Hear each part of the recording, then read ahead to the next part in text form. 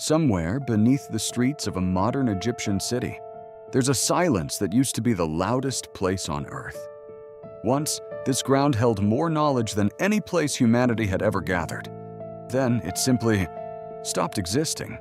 Every ancient writer who mentioned its end told a different version of the story. Somewhere between those versions, the truth got buried. Was it one fire? Or was it something slower? Something that took 400 years to finish the job? By the end of this story, you'll understand why the answer might be more disturbing than the myth. To understand the fall, we have to go back to a man who didn't come to Egypt for books. He came for war.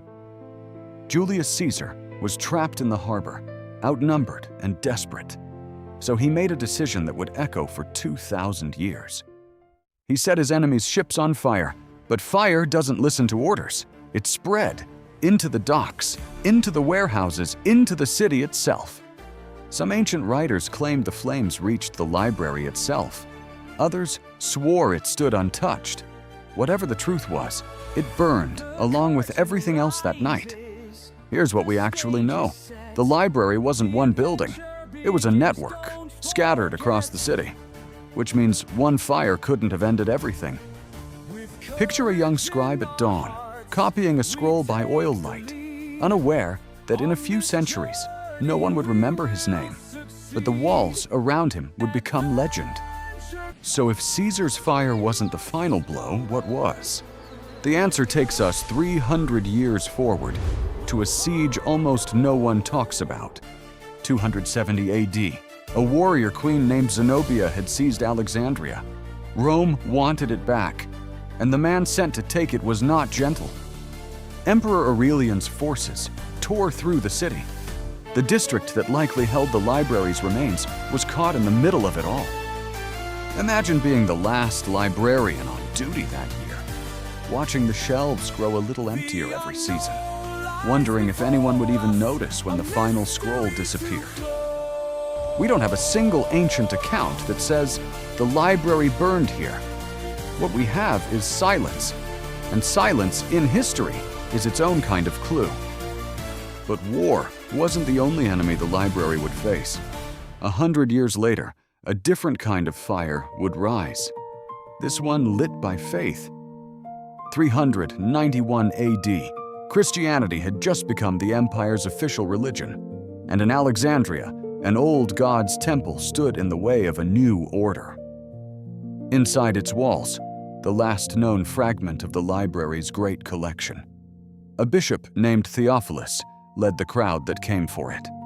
Somewhere in that chaos, imagine one keeper of the scrolls, arms full, running through corridors that had stood for 600 years, trying to save what he could before the doors gave in. What happened next wasn't just the destruction of a building. It was the deliberate erasure of an entire worldview and everything it had written down. By now, you might think you know how this story ends. You don't, because the most famous villain in this tale may never have existed.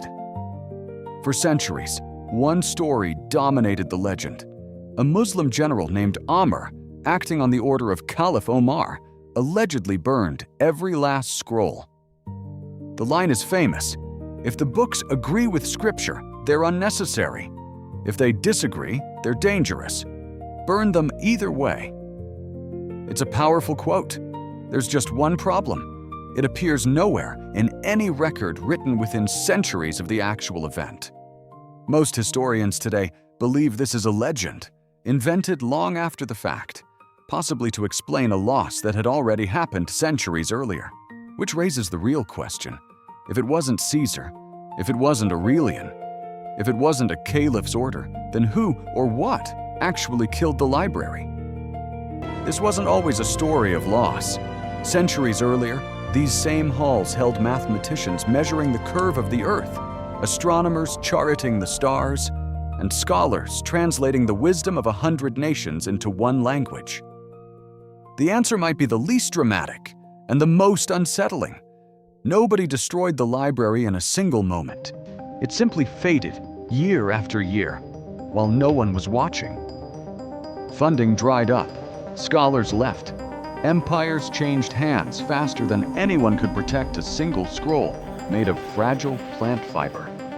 There was no final battle for the Library of Alexandria.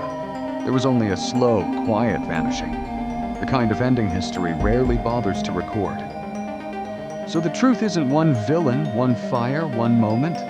It's Caesar's flames, Aurelian's war, a bishop's crusade, and centuries of simple neglect, all of it together. What we lost across all those years, we will never fully know.